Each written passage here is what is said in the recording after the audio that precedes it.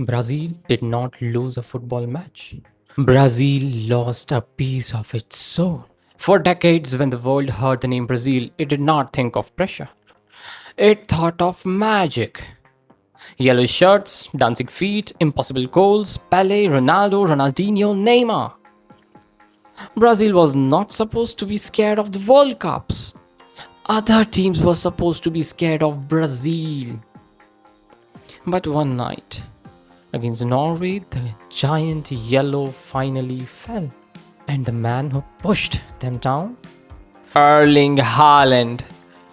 At first, it looked like Brazil's story. They had the history, they had the pressure, they had the famous shirt with the 5 stars above the badge. And somewhere inside the team, there was still one final emotional dream, Neymar's last chance to leave the World Cup with something beautiful. But football does not care about fairy tales. Football only cares about the next goal. Norway did not come to admire Brazil. Norway came to survive. They came with discipline, patience, and one terrifying weapon waiting at the front: Erling Haaland. For most of the match, Brazil still looked like the giant.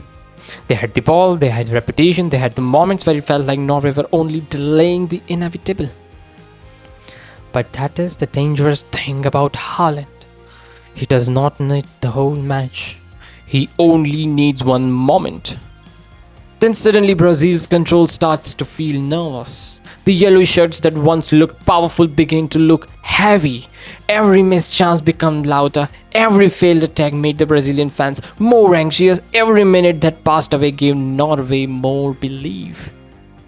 Then Haaland struck. Not like a magician, like a machine. One chance, one finish, one shockwave through Brazil. The giant had been hurt.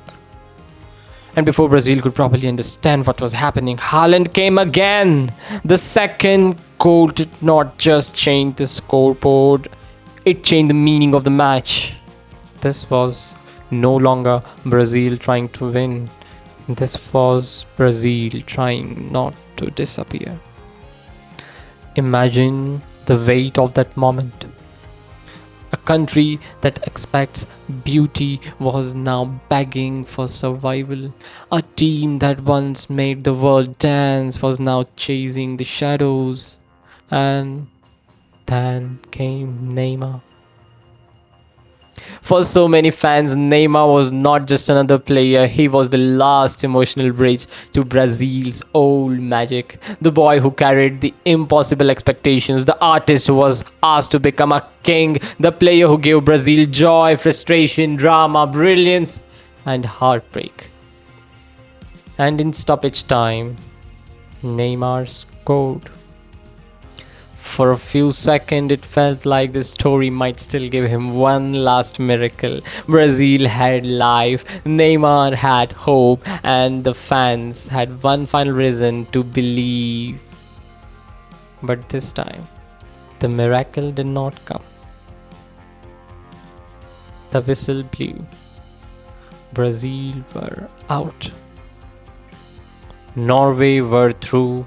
And Neymar's Brazil story was over.